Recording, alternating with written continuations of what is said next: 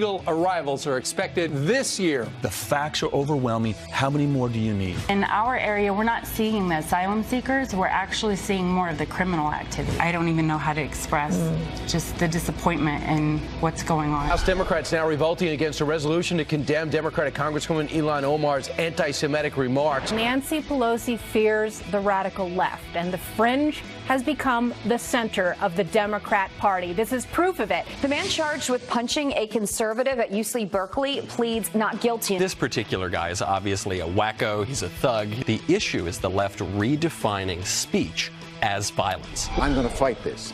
Keep the faith, and we'll win. With his attitude, he's at very least, studies have shown, going to stay healthy for a lot longer than if he wasn't looking at it this way. Who's that? Happy. Are you excited? Welcome to the world of trolls. Are you ready for some fun and adventure today? Mom told me when she was born, enjoy every moment. And we're trying to do that. You went to the troll show. We did. It's a great show here. It's going to be open for the rest of the year. So if you're in the New York area and you have kids, it's a fast little thing. You go through this little troll exhibit, and it's a lot of fun. The kids can dance. Yeah, how many times can you see Hamilton? Toys. Right? And kids don't like Hamilton. I still haven't seen Hamilton. Oh, really? Yeah. It's a thing. It's a musical. I liked it. It was good. I don't know. Right. A lot of people don't. I know, but I thought it was good. Well, I just haven't seen it yet. Broadway, not a high priority. I watch a lot of TV news. The seats are very small. They are indeed. And more importantly, the seats are like $1,000 each for that show. Yeah. Not if a guy meets you in the alley and whispers something, gives you those tickets. You know what I'm Is talking that how you about? get your tickets? I'm not saying I don't. Okay. All right, moving on. 1 million illegal arrivals expected at our border just this year alone. That shocking claim from Homeland Security Secretary Kirstjen Nielsen. All right, Griff Jenkins is live in Washington. There was a lot of pushback, Griff, from the Democrats yesterday because they do not want the president to get his wall or the emergency declaration. There sure was, Steve. Good morning. You know, House Homeland Security Committee Chairman Benny Thompson said, look, there's no emergency at the border, calling it non-existent. But Secretary Nielsen painted a very different picture for them. The projections are dire. At the current pace, we are on track to encounter close to 1 million illegal aliens at our southern border this year. Our capacity is already severely restrained, but these increases will overwhelm the system entirely. This is not a manufactured crisis. This is truly an emergency. But that didn't stop him from grilling her. We still using cages. CBP never purposely put a child in a cage if you need a cage like this. Purposely or whatever, are we putting children in cages as of today? Children are processed at the border facility stations that you've been at. Some of And I've seen the cages. I just want you to admit that the cages exist. Sir, they're not cages. Now, after the hearing, I confronted Chairman Thompson regarding his non-emergency assertion. He visited the border in El Paso at the same time that I was across in Juarez. Here's what he had to say. I look at what the numbers say. At that time, the numbers were down. If we would do what the system requires to be done, then I think we can accommodate it. But when we create situations where the law doesn't allow for it to be created, it's a manufactured crisis. Well, here's the problem with that. He says he looks at the numbers. Well, here are the numbers. In fact, according to CBP, numbers released yesterday, apprehensions for family units in El Paso up 1,689% this time compared to last year. And I pressed him on that through the numbers in his face and said, look, what did you see? What did they tell you? He just walked away and wouldn't answer the question. Meanwhile, guys, in Calexico, another caravan of about 400 migrants arrived yesterday by train. It's right there on the border. On the Beast. All right. They go on the Beast, goes right through Mexico, no problem. All right, Griff, thank you very much. Yesterday, Mike Rogers, the ranking member of that committee, he's a Republican from Alabama. He said, we never argued about whether borders worked until Donald Trump wanted them. This is not rocket science, but it's all part of the narrative the Republicans are putting out. There's problems down there. The president needs wall funding, and he needs, you know, if he's not going to get it through Congress the regular way, he's going to do the emergency declaration. I was watching Fox and Friends First earlier this morning, preparing for the show. It's a good show. Yeah, it's a great show. Brandy Johnson, she was on, it was a couple, they live down there on the border. They own a ranch, I believe it's in Texas. And she said that they have kids. in order to walk around on their property because they have 7 miles of their property that's totally open without any barriers. She said they have to take weapons. They have to be aware of their surroundings. They go in that area only during the daylight. Listen to this. In our area, we're not seeing the asylum seekers. We're actually seeing more of the criminal activity. Yeah. And so we have what they call drive-throughs, which is the vehicles crossing. We have the foot traffic, which is what Border Patrol would their terminology. And then you just, I don't know, our kids are seeing it and we're seeing it. It's really hard to hear people say that we're making this up. It's very disheartening, and if you don't live it, it's just, I don't even know how to express just the disappointment and what's going on. Yeah, and they're frustrated. Unaccompanied minor apprehensions, I'm not saying they're a physical threat, but they're up 55%. Is that a crisis? Overall, apprehensions are up 335% from a year ago. Does that seem like a crisis? They had 80,000 people come through last month. Is that a crisis? They expect a surge to come in the fall. How many more people are we supposed to absorb coming here illegally before someone admits that we are overburdened with our social security net? We're taking in entire populations of other countries. Well, Brian, also another crisis. We're all parents here. You probably at home are a parent or have a heart for kids. These kids, Kristen Nielsen said yesterday, 10 years old and up, they're all getting pregnancy tests because these little kids,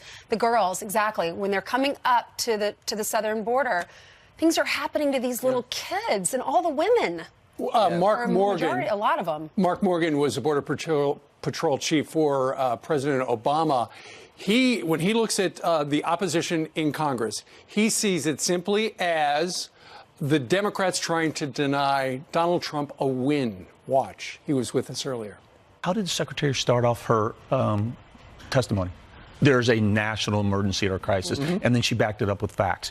The commissioner did the same thing. The current chief, Carla Provost, did the same thing. The facts are overwhelming. How many more do you need? Congress could fix the majority of the issue in 15 minutes, but they refuse to. It's identity politics. President Trump is right. It's that simple. Right. We have a crisis. Right. Let's see what Congress does. Yeah, they got to do something because 63% of illegal crossings can be stopped, according to our Border Patrol chief, just by changing some laws. So without offense, without high-tech equipment, just by changing the laws and reversing the magnet. Meanwhile, at 7 minutes after the top of the hour, do you see what's happening among the Democrats? It is chaos. It is bedlam. They can't agree on the simplest thing. For example, that anti-Semitism is wrong, and it's all stemmed from a Minneapolis congresswoman named Ilhan Omar and her continuing tweets and comments that are anti-Israeli and anti-Semitic.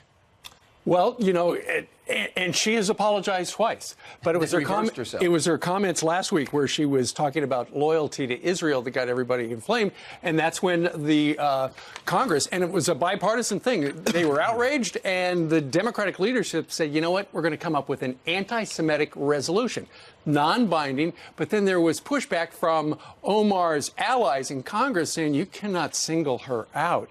Well, there are a lot of questions about her feelings. You know, why does she keep saying things like this?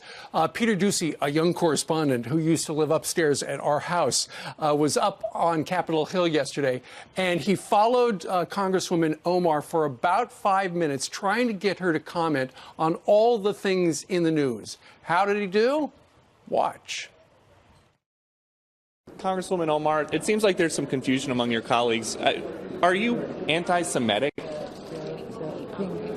Congresswoman, can I just quickly ask, would you support this resolution condemning anti-Semitism?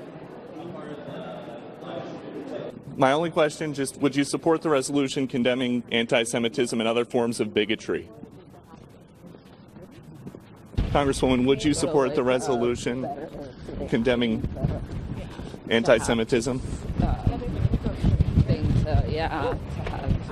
Congresswoman, would you support the resolution condemning all forms of bigotry? It's so bizarre. She just keeps walking and doesn't even talk to him. Many are wondering what's going on in the Democratic Party. Is Nancy Pelosi, is she losing control? There was a meeting with rank and file Democrats yesterday, and people said that there was growing dissent. There's anger. She had to put down, she held up the microphone and she said, well, if you are not going to listen to me, I'm done talking. And she put down the microphone and she walked out. We asked Michelle Malkin about it, and she said that Nancy Pelosi is losing some of her power within the Democratic Party. Listen. Nancy Pelosi fears the radical left, and the fringe has become the center of the Democrat Party. This is proof of it. I think if Nancy Pelosi continues down this path, karma is going to come back at her, because this Ilhan Omar is obviously beyond control. And if you think that she's going to be reined in after this, you're kidding yourself. No, she's not, and she won't be. And I'll tell you, the Nancy Pelosi wanted the House. She's showing she can't handle the House. Correct. She does not. They have some resolutions that they had passed that Hakeem Jeffries, also amongst leadership, wanted to talk about yesterday. Every question was about this. How come you can't get on the same page with your anti-Semitic non-binding resolution? Then they wanted to expand it and just be against anything bad. And then I thought that, what's his name? Jonah Goldberg had a great point last night. They said when Black Lives Matter came out, and they said, surround me and support Black Lives Matter, and one candidate came out, O'Malley, and said, I think all lives matter. They said, well, wait a second, that's not what the issue is. So the issue here is anti-Semitism. It's not not fighting against Islamophobia or anything race-related. It is about this in particular. Expanding it is not on the table. Well, let's see if they even do come up with a resolution. Right now, it doesn't look like. Side note, I just looked it up on Ticketmaster. Hamilton tickets for tonight, $224. Right, They've gone down. I know how it ends, and I would still see it again. Okay, good enough. It's sad. It's a touching. The second half of it is so good, too. All right. I would just fall asleep during it because I'll just give it away. He loses the duel. Oh, I'll be darned. In Hoboken. Yeah. All right, 8:11 now here in New York City. I've never seen it. Thanks, Brian. Right. Well, history will tell you. All right, let's talk about this. Embattled R&B singer R. Kelly facing new allegations he assaulted a 13-year-old girl. The claims coming on the same day of his explosive interview, denying similar accusations from other women. So they're lying on you. That's your explanation. They're lying on you. Absolutely. I'm fighting for my life. Y'all killing me with this.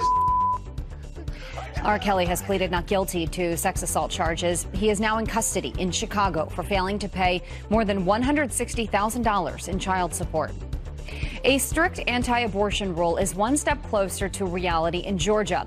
A House panel passing a controversial bill to ban abortions once a fetal heartbeat is detected. A heartbeat can typically be found 6 weeks into a pregnancy before many women even know they're expecting. Right now, Georgia allows women to get an abortion up to their 20th week of pregnancy. The State House will vote on the measure. Well, this is in the bizarre category. A Philadelphia restaurant is sparking an uproar on social media by selling this, a pound cake cheesesteak. Joe's Steaks is using 2 slices of Stock's Bakery pound cake to mix 2 of the city's favorite foods. The reactions are hilarious. Garrett says not all heroes wear capes, others not so sure. Another person tweeting, quote, no, no, no. And someone said, just because you can doesn't mean you should. Those are probably better separate. Who wants cheese and meat on their pound cake? They're totally separate. Just the pound cake by itself. Do you know that restaurant? I've heard. It's not one of the big ones. Yeah. Okay. And Philly's not known for pound cake, if I can just throw that out there. So true. All right. Thank you very much. All right. Meanwhile, straight ahead, Senator Marco Rubio of Florida has been putting a spotlight on Venezuela as the crisis there gets worse by the day. The senator says it's time for dictator Maduro to make a choice. What is it? You'll hear from him, the senator, next.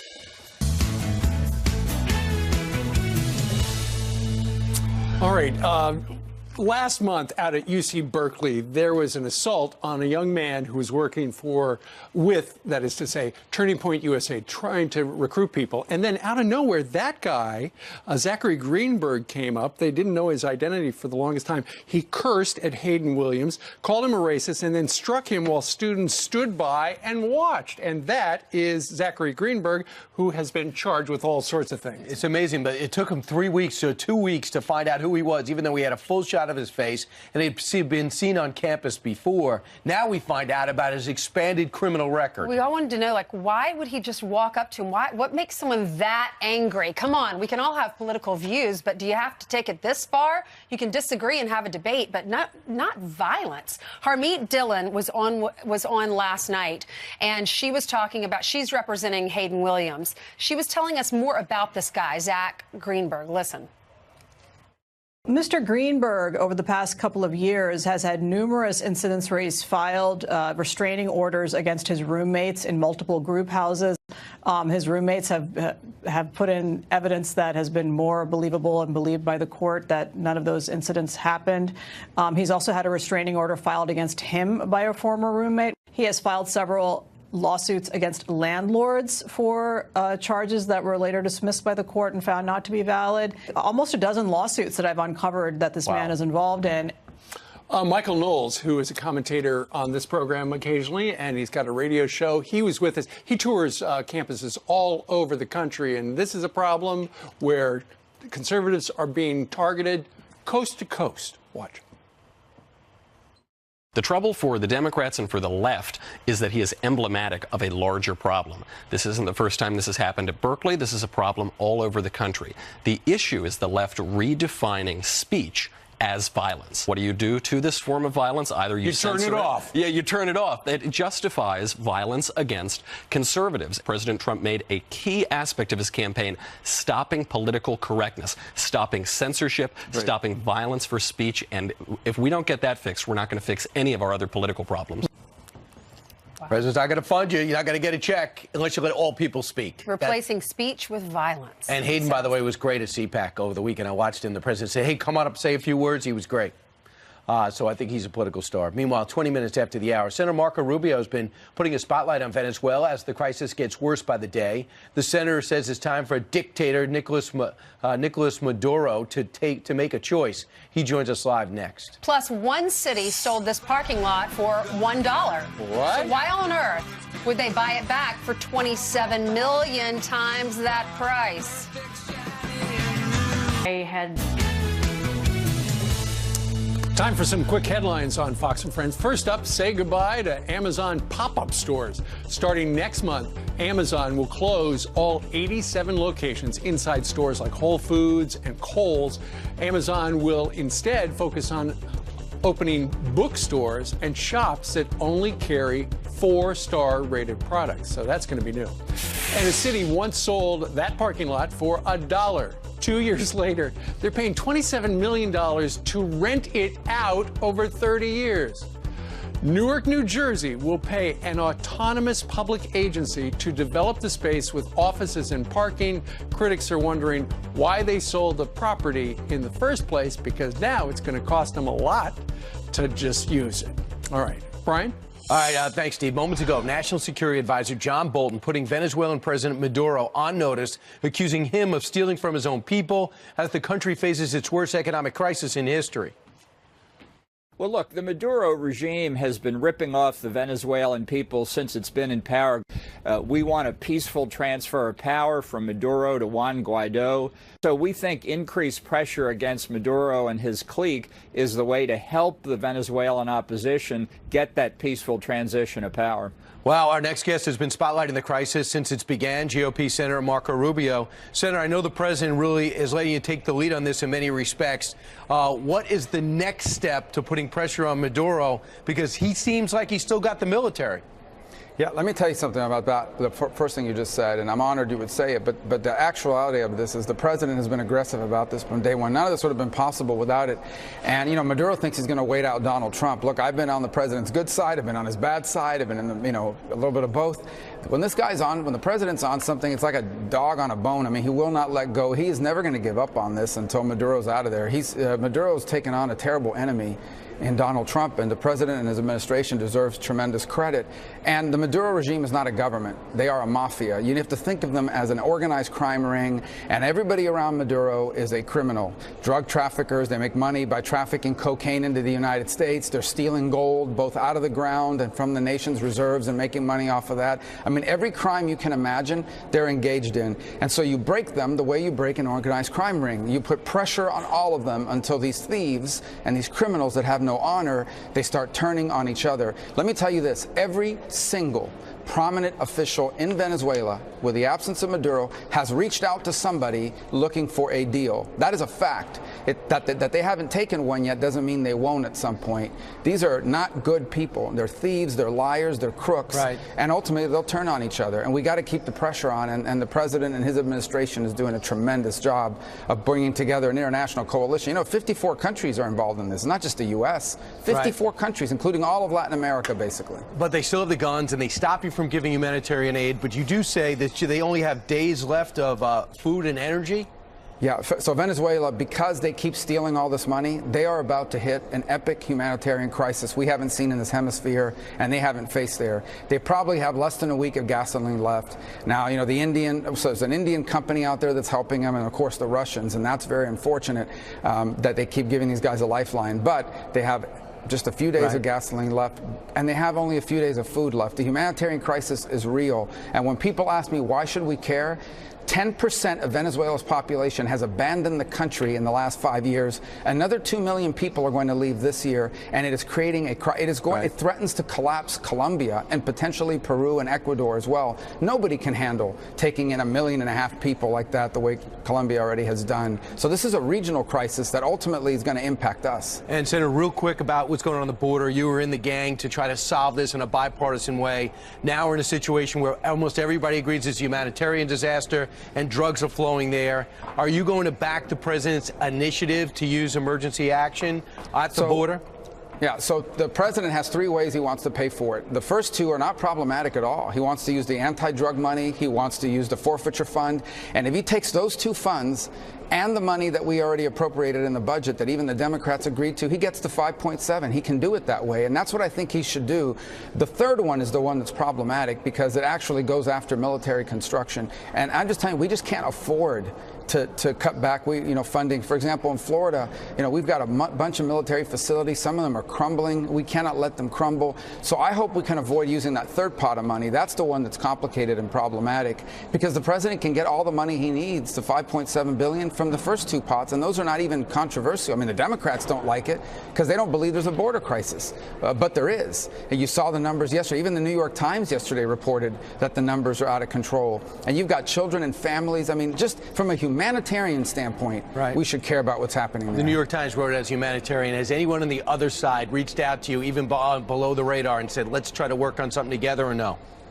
No, because, they just think now they're just trapped. I mean, a lot of them are trapped. They can't. They step out of line. Look what's happening in the House now with the whole anti-Semitism thing, and all of a sudden everybody is running for the hills on it, and they don't want to take a vote on it because there's this new element, radical element, that's gone into the Democratic Party that's moved them away from supporting Israel and makes it impossible for them to admit there's a crisis on the border. Senator Marco Rubio, a very busy guy these days. Thanks so much for joining us, Senator. Thank you very much. All right, straight ahead. Democratic Chairman Jerry Nadler defending all of those investigations into President Trump. We have to make sure that this is not a dictatorship and that the rule of law is respected. The president's son, Eric Trump, here to react. After all, he is on Nadler's list.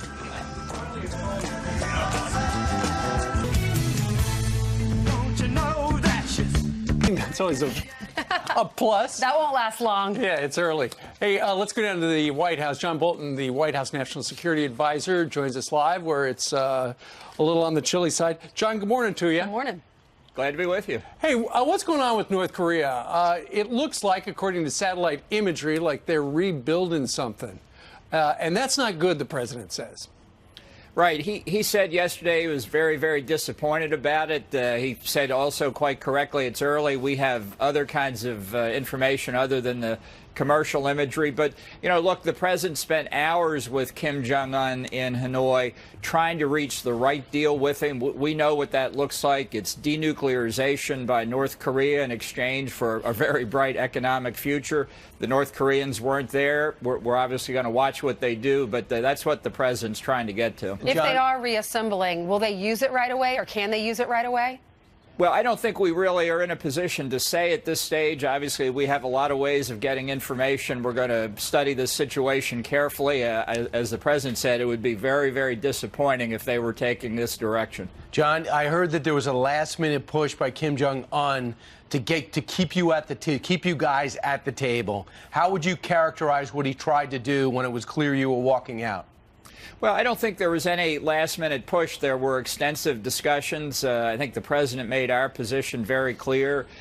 Kim Jong-un had presented a formula that the North Koreans have tried before. It was unsatisfactory. What they'd like is relief from the economic sanctions. Sure. And compliance with what we want, which is full denuclearization, comes later. That's been a path prior North Korean regimes have used to get a lifeline for their economy. So there was none at the end. Hey, don't go anywhere. What about this? There was no last nuance to their offer. Not that I saw, that's for sure. John, there was some serious reporting that said that the two sides were far apart even before the president left the United States, and he felt like he would be able to persuade Chairman Kim, given his personal relationship. Is that accurate? Well, I think the North Koreans obviously would like to give up as little of their nuclear, biological, and chemical weapons and ballistic missile programs as they could in exchange for very broad sanctions relief, and that's basically what they asked for. The president wasn't buying it. He said, look, we want a big deal. We want the big deal that will give North Korea a bright future, but which results in complete denuclearization. So the president's obviously open to talking again. We'll see when that might be scheduled or how it would work out. But he thinks the deal is there if North Korea is prepared to look at the big picture. Okay, we'll wait and see if there'll be a third summit. Let's go down to Venezuela. The vice president said he wants to revoke 77 visas that were held by or are held by officials in the Maduro government. The White House also threatening to impose sanctions on foreign banks that do business with the government of Venezuela. Tell us more about this. Well, look, the Maduro regime has been ripping off the Venezuelan people since it's been in power, going back to when Hugo Chavez was there. They've plundered the state oil company. They're engaged in illegal drug trafficking. They're moving resources out of the country to what they think are going to be safe havens. We want a peaceful transfer of power from Maduro to Juan Guaido, whom we recognize as interim president, by the way, along with over 50 other countries, most of the democracies in the world. And so we think increased pressure against Maduro and his clique is the way to help the Venezuelan opposition get that peaceful transition of power. All right. Meanwhile, yesterday the president met with Danny Birch. He was the American who was held by Yemen for 18 months. And we're all glad he's out, John. Look, it's a very emotional moment is the best way I can describe it. Whenever the president welcomes an American hostage back, and it was emotional yesterday, Danny Birch said, you know, how glad he was to be an American now that he was back on our soil. And this is the 20th hostage that President Trump has been able to get out of captivity without ever paying anything, unlike the Obama administration paying to get the Iranian hostage, some of the Iranian hostages released. The president also called Crown Prince Mohammed bin Zayed of the United Arab Emirates to thank him for the UAE's efforts to get Mr. Birch out. But with Mr. Birch, his son Ahmed, there in the Oval Office, it was really, really great. Now, John, don't complain about the weather. You could have been in here on the couch in air conditioning, but you chose to go to the White House. That was your decision, all right? That's it. I'm ready for it. All right. I hope so. All right. Thank you. Great to see you. Glad to be with you. All right, let's hand it over to Jill. You know, have some headlines for us. Hey, Jill. That's right. Good morning to you. And let's start with this. President Trump is scrapping an Obama-era rule on drone strikes. The president signing an executive order ending a policy that required us to report the number of civilian deaths caused by drones. Previously, intelligence officials had to publish an annual report on deadly airstrikes outside of war zones. Critics of the Obama-era policy said it interfered with counterterrorism efforts. Facebook wants to make its site a little less social. CEO Mark Zuckerberg says the company is focusing more on private conversations and less on publicly shared posts. In a blog post, he promises end-to-end encryption on Facebook and announced plans to merge messaging systems for Facebook, WhatsApp, and Instagram. The changes come amid several information sharing scandals.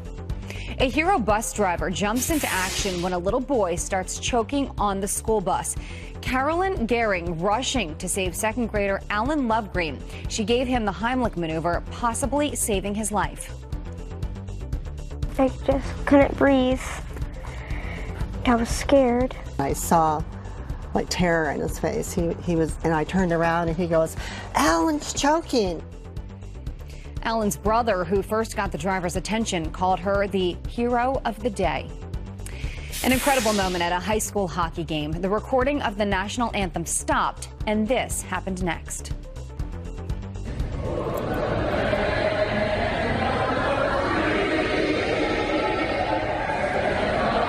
Show up. The recording stopped. The recording stopped. Wow. They were already singing along with it. I bet a lot of them. Seems like we're having so many problems. I know. You know, with the national anthem. But the crowd always Why can't life be easy, Brian? I know. It's unbelievable. I thought we had the anthem down.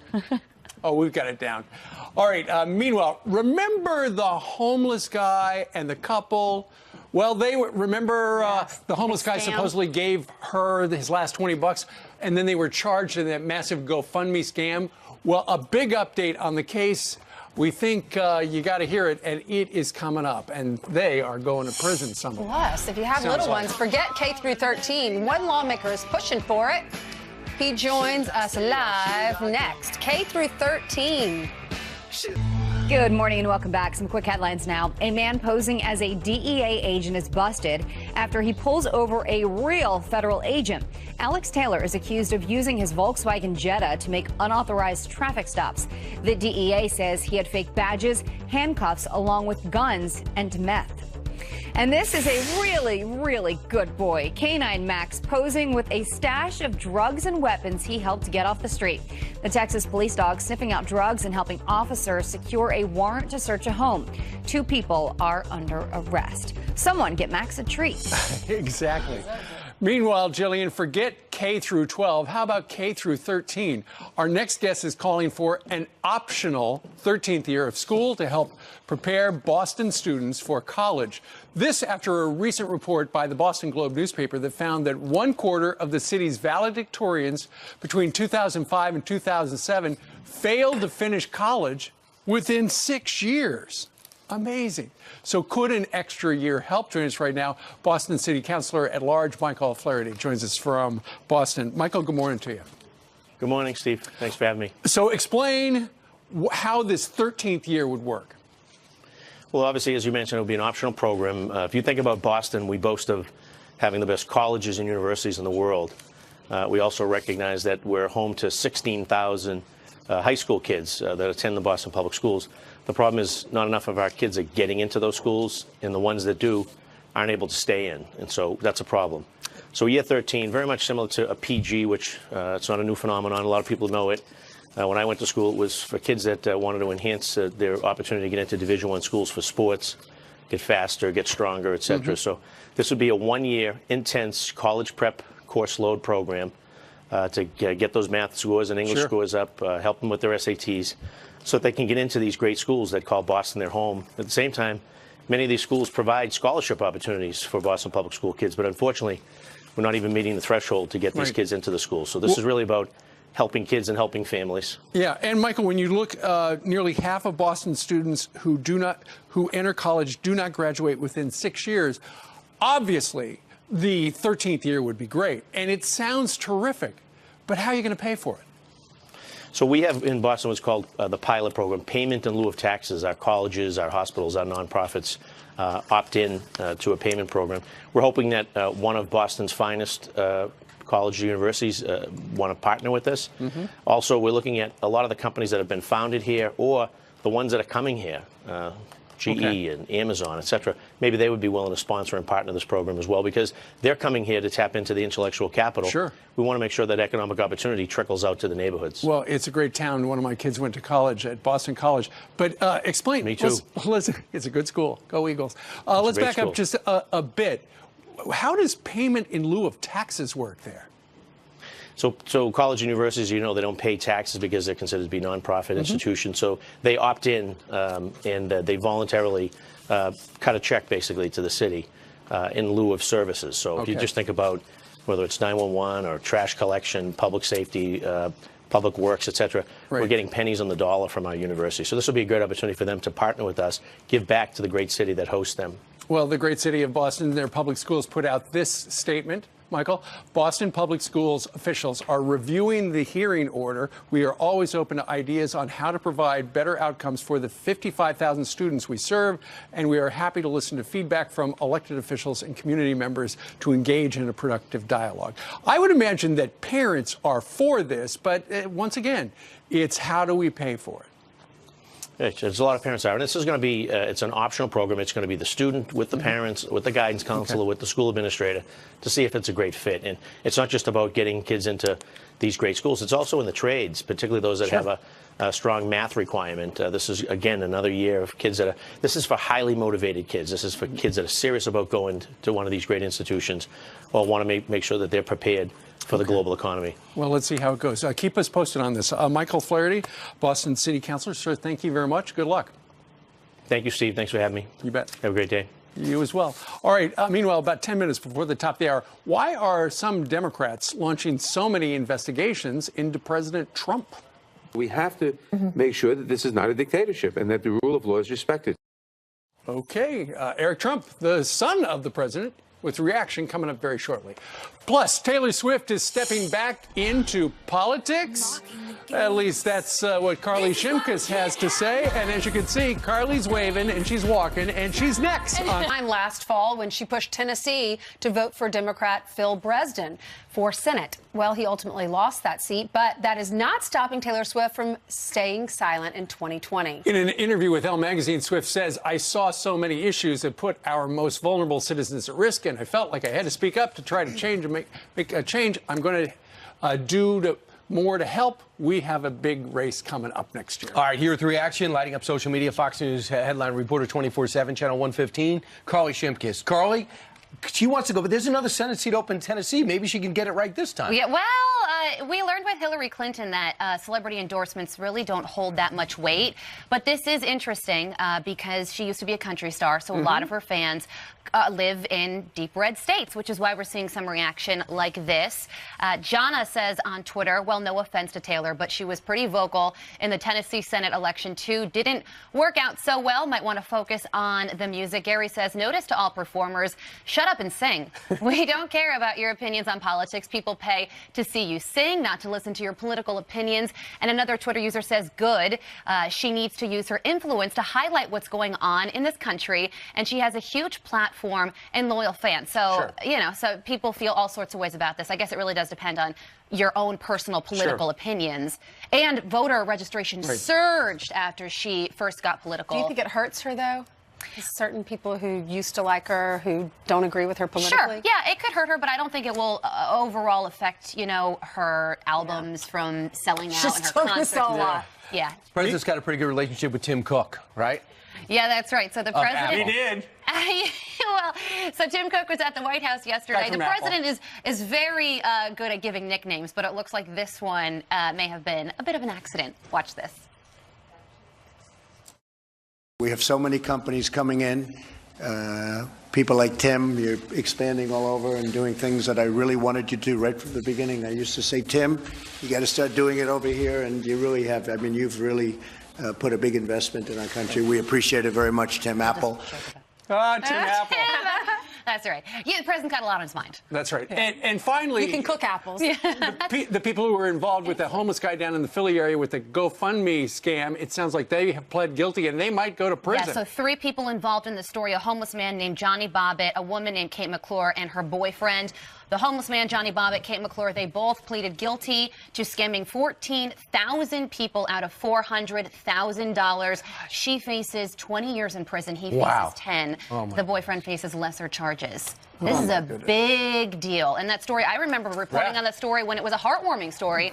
Right, and GoFundMe gave all the money back. It's always heartwarming to see you, Carly. Oh, Meanwhile, in the final hour, please stay tuned because Marco Rubio is going to be here, Dana Lash and Eric Trump, all separately, and they look exactly like that. Our big Idaho potato truck is out there somewhere, and